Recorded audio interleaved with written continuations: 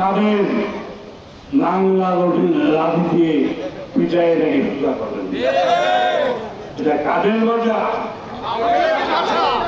আওয়ামী লীগের বাজায় কথা।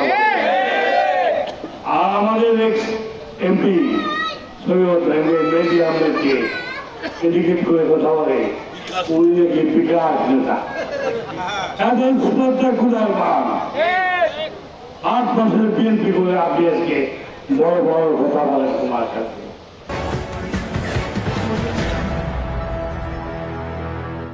আমার ডান দিকে আছে মাসুদুর নবীন নবাগত কুমারখালী পৌর বিএনপি সংগ্রামী সাধারণ সম্পাদক আব্দুল রশিদ মন্ডল,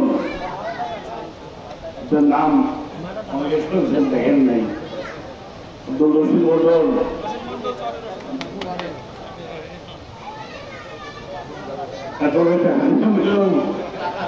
সাধারণ সবাই আমাদের লোকজন। আসসালামু আলাইকুম ওয়া রাহমাতুল্লাহি ওয়া বারাকাতুহু। আমরা আশা করেছিলাম যে বিএনপিকে আমরা সমস্ত ত্যাগী বিরোধীকে সামনে এনে পথ তাদেরকে দিয়ে আমরা দলকে সুসংগঠিত করব, কিন্তু আমাদের মধ্যে কিছু আওয়ামী লীগের দোষক তারা ঢুকে আওয়ামী লীগের ভাষায় কথা বলছে।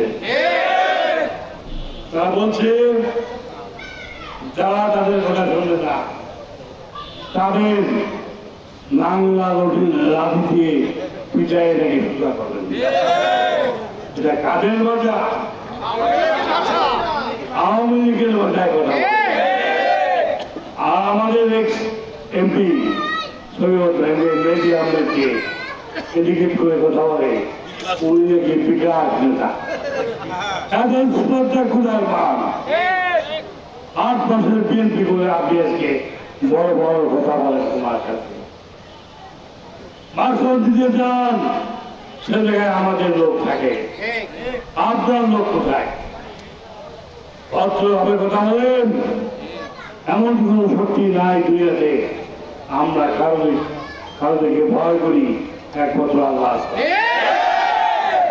আমরা বলতে চাই আমরা সঠিক পথে আছি। আমরা বিগত 17 বছর আন্দোলন সংগ্রামে লক্ষ লক্ষ টাকা খরচ করে আমরা আন্দোলন করেছি, আমাদের নেতাদেরকে জেল জুলুম থেকে আমরা মুক্ত করছি। এত বড় বড় লোক কোথায় হলেন, কেমন করে বলেন? আপনার বাপের নাম তো একটা লোক জানে না, কোথাকার বড় লোক? বড় লোকের রাত আমাদের কেন চলবে না?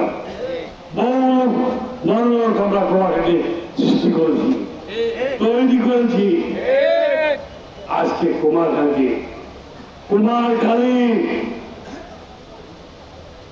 অবৃহত্ত বাংলা অনেকে বুঝতে পারবেন না, যারা শিক্ষিত আছে তারা বুঝলেন। ব্রিটিশ আমলে 1856 সালে সাউথ ডিভিশন সহ এই শহরে বাস করতেন 22 জন ছোট বড় জমিদার। এই শহরে 1856 সালে এমএন হাইস্কুল, 1863 সালে গার্লস হাইস্কুল, 1920 সালে জেন হাইস্কুল।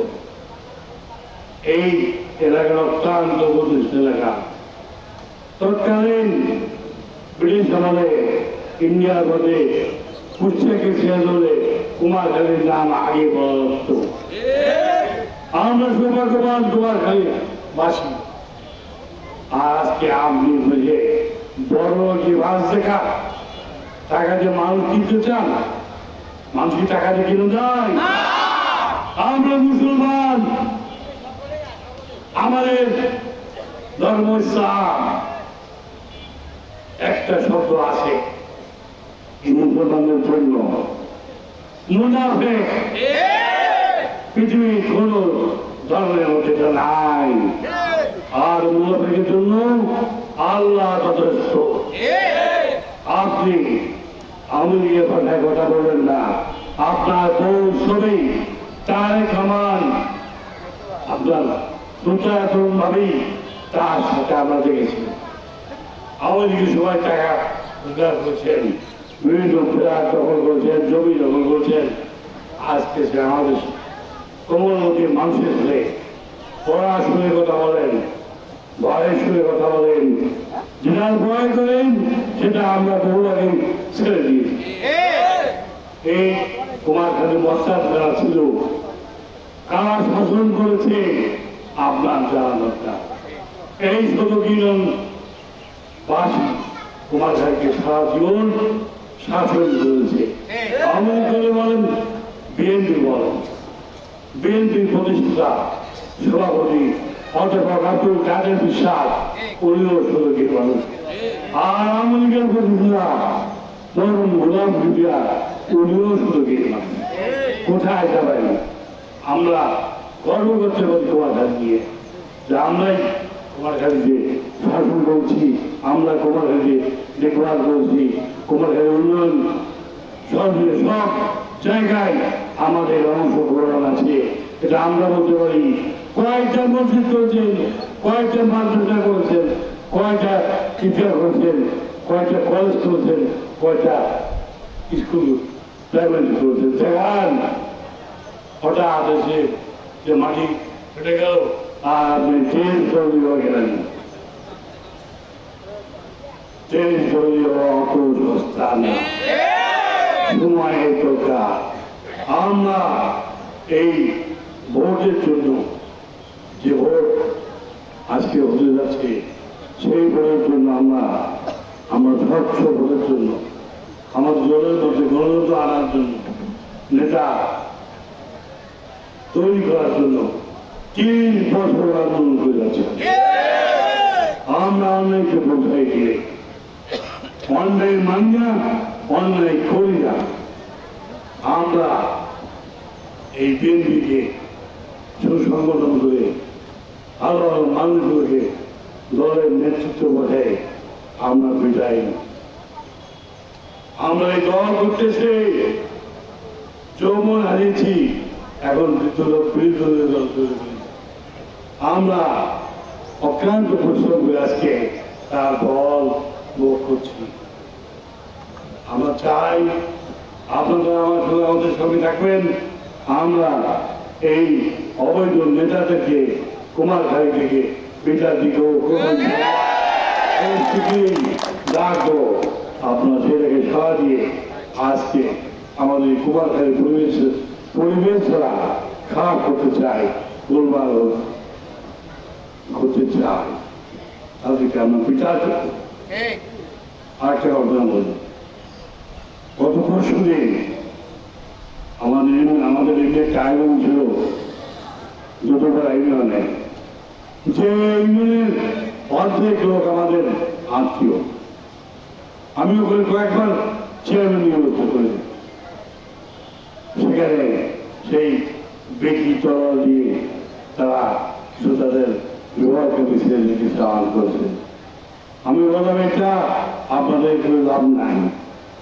ওইখানে যেখানে গেছে ওই লোকগুলো ঠিক বুঝতে পারতো, তাহলে ওদের মারা হয়ে যেত। একটা এইসব কাজ থেকে আপনার বেরোতে থাকেন। মারামারি করতে হলে, গোলমাল করতে হলে আমাদের সঙ্গে করে।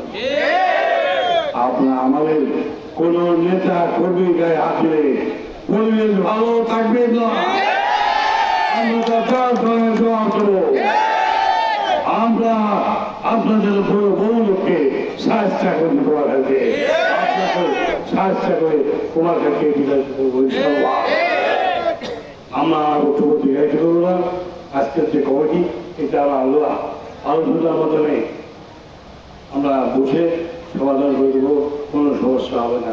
বিষয়টা আছে তো, আমরা সবাই একই পরিবার, এই ১৬ কিলোবাসী, আমরা একটাই পরিবার।